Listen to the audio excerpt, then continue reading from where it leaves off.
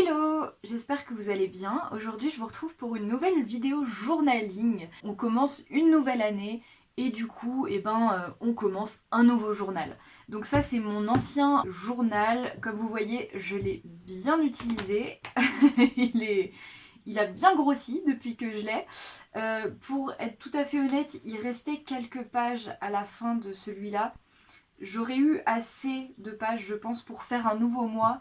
Mais comme c'est une nouvelle année, j'avais envie de commencer directement un nouveau journal pour avoir toute mon année dans mon journal. Du coup, au revoir l'ancien et bonjour le nouveau. Voilà, j'ai racheté exactement le même journal. C'est mon 4e journal de bord et j'achète toujours le même parce que il me convient très bien. Donc c'est un Rhodia. Je n'ai plus les références exactes de ce journal, mais si vous cherchez Rhodia, carnet A5, dot grid, je crois, c'est celui-là et il est vraiment très très bien. Moi je l'aime beaucoup. Du coup, je vais vous montrer mon setup pour 2022, plus pour mon mois de janvier. Vous allez voir qu'il n'y a pas beaucoup de pages qui sont consacrées à toute l'année, mais j'ai fait vraiment ce qui m'était nécessaire. Du coup, quand on ouvre mon journal, on arrive ici. Donc là, je cache parce que j'ai mis des informations personnelles telles que mon nom de famille et mon numéro de téléphone et tout ça. Vous savez, au cas où quelqu'un trouve mon journal, mais en vrai, mon journal, je l'emporte nulle part, je le laisse toujours chez moi, donc je sais pas pourquoi j'ai fait ça, mais au moins c'est fait. J'ai fait une petite page d'accueil, voilà. Je fais jamais ça d'habitude, mais là, j'avais 2-3 trucs qui traînaient et j'avais envie, donc pourquoi pas au final. Du coup, ce journal commence avec une vue d'ensemble sur l'année, donc j'ai fait un calendrier complet.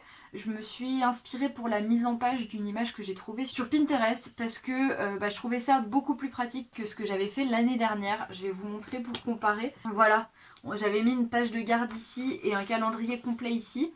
Mais en fait c'était pas très intelligent parce qu'il y a tous les jours de l'année, mais j'avais aucune place pour marquer si j'avais des rendez-vous ou quoi.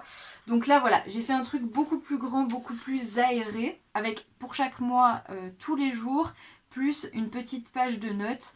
Voilà, pour l'instant j'ai pas trop rempli, juste mis certains anniversaires, donc où j'ai mis des petites pastilles grises. Là, j'ai mis ma petite légende ici. Et un rendez-vous, voilà, vous savez que le 11 mai, j'ai rendez-vous chez le dentiste. Vous êtes ravis de le savoir. Voilà, c'était juste histoire de commencer à mettre quelques trucs.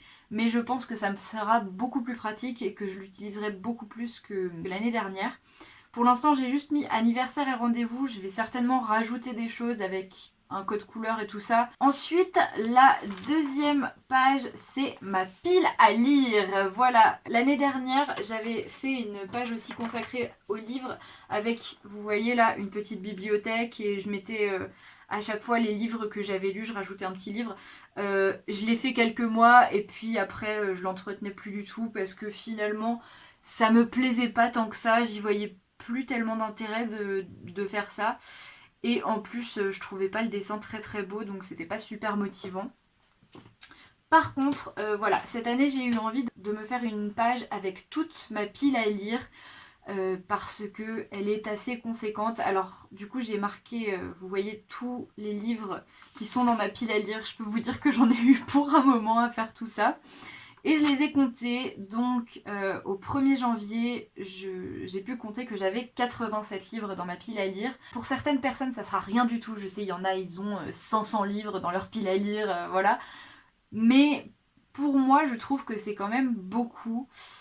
Pas dans le sens où j'ai pas spécialement envie d'avoir une grosse pile à lire, parce que ça me plaît, mais dans le sens où je sais qu'il y a des livres oubliés et tout ça.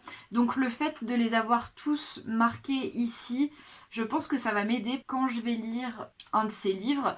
Je vais tout simplement le surligner et ça va me permettre de voir ceux que je ne sors jamais, que je ne sortirai probablement jamais. Ça va peut-être me permettre de faire un tri perpétuel, on va dire, dans ma pile à lire. J'aimerais bien quand même réduire ma pile à lire pour un peu mieux connaître les livres que j'ai sous la main avant d'en acheter d'autres et tout ça.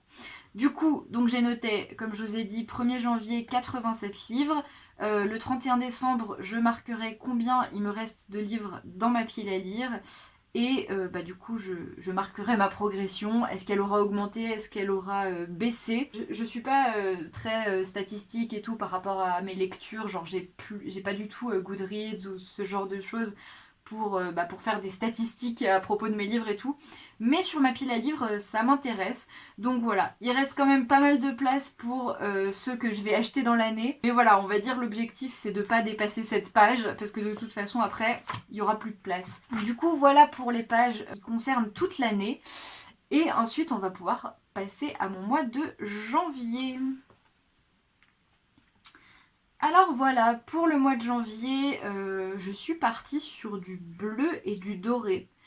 C'était absolument pas prévu, j'ai vraiment fait mes pages à l'instinct, selon ce qui m'inspirait dans ma papeterie et tout.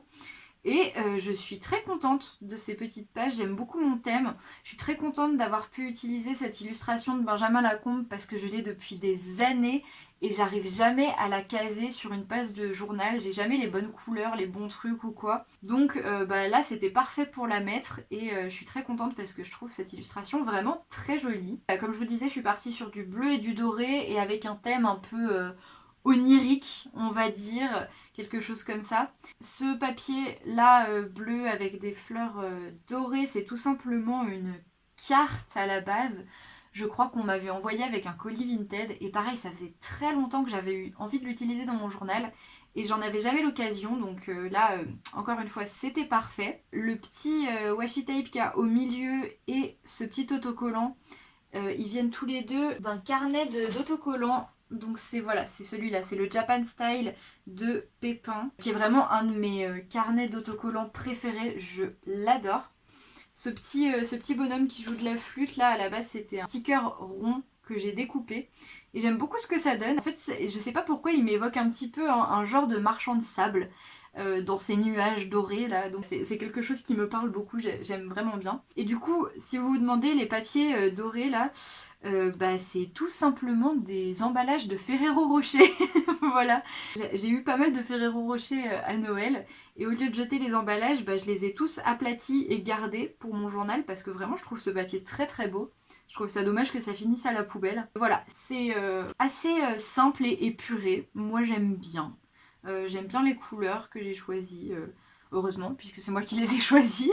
Mais voilà, je suis plutôt fière de mon thème pour ce mois-ci. Ensuite, comme d'habitude, on a la page bouquin pour mes lectures du mois. Donc avec tout simplement ma lecture en cours ici. Et ça, c'est tout simplement le bas de l'image de la première page. Voilà, c'est la même image que j'ai coupée en deux. Là, on a la page habitude qui ne change jamais dans mon journal parce que c'est une page qui me convient très bien et que j'utilise toujours autant. Donc voilà, je la garde.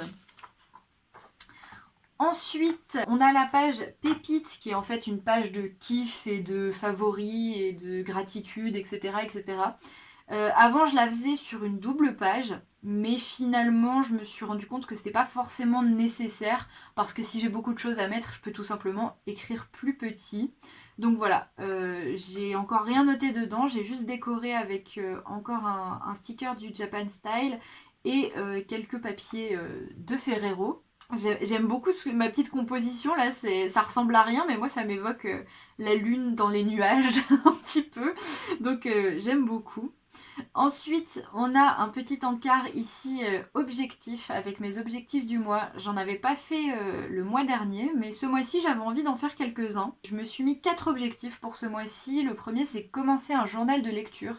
Alors c'est pas vraiment un journal de lecture ce que je veux faire, ce que j'ai dans la tête. C'est plus un journal de coup de cœur on peut dire et pas seulement de lecture d'ailleurs. Mais je savais pas vraiment comment appeler ça donc j'ai appelé ça comme ça. Ensuite je me suis mis n'acheter aucun livre. Ça c'est marrant parce que j'avais absolument pas prévu de faire un no-buy ce mois-ci. Pour tout vous dire ces derniers jours je m'étais même préparé un panier... une commande de livres d'occasion, mais c'est peut-être le fait d'avoir vu passer toute ma palle d'un coup ou aussi le fait que l'argent c'est bien de le garder aussi. Je me suis dit que j'avais pas spécialement besoin d'acheter de livres ce mois-ci et comme je veux réduire ma palle, et ben voilà, je vais faire un no-buy ce mois-ci. On va voir ce que ça va donner.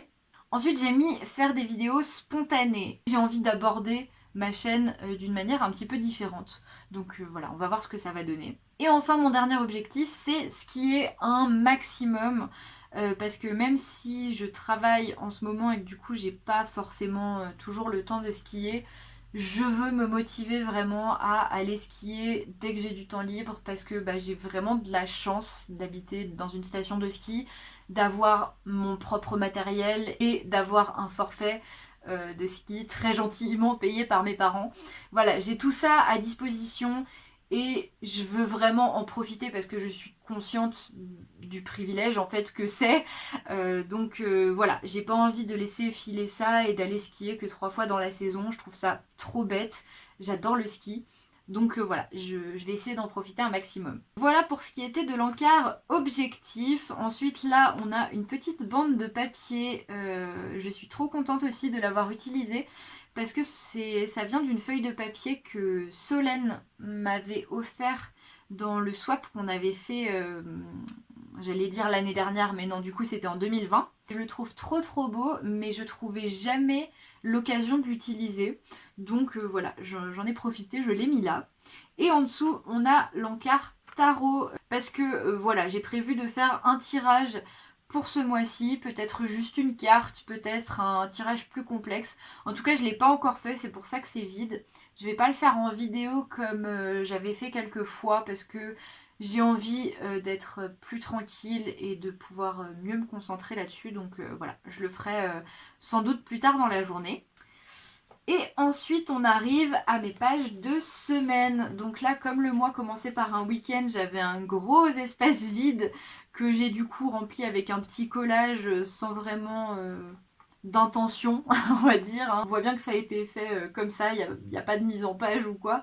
Mais voilà, peut-être que si j'ai des petites citations que j'ai envie de noter, je les marquerai là. Mais pour l'instant, c'est juste histoire de remplir le vide. Et après, voilà, mes pages de semaine avec absolument rien dedans parce que on est au début du mois. Hein. Voilà. Et ici, pourquoi j'ai mis du papier craft pour le début de mon journal? Et tout simplement parce que j'avais fait une semaine en trop. J'avais déjà fait toutes les cases là sur cette page et j'étais en train de remplir cette semaine et je me suis rendu compte que non, il y avait que 31 jours dans un mois et pas 36. Du coup, pour pas gâcher une page, j'ai tout simplement collé mon petit papier craft ici avec encore une petite montgolfière qui vient du papier dont je viens de vous parler. Et l'encart journal comme d'habitude. Donc voilà, comme vous le voyez, il n'y a pas eu de gros changements par rapport à d'habitude dans mon journal, mais j'aime plutôt bien les pages que j'ai faites, donc j'avais envie de les partager avec vous. N'hésitez pas à me dire du coup ce que vous en pensez, n'hésitez pas à me dire quelles pages pour vous sont obligatoires dans votre journal, dans votre bullet journal, etc. etc. Je serais ravie de discuter de tout ça avec vous en commentaire comme d'habitude. Et en attendant la prochaine vidéo, je vous souhaite de très belles lectures. Bye!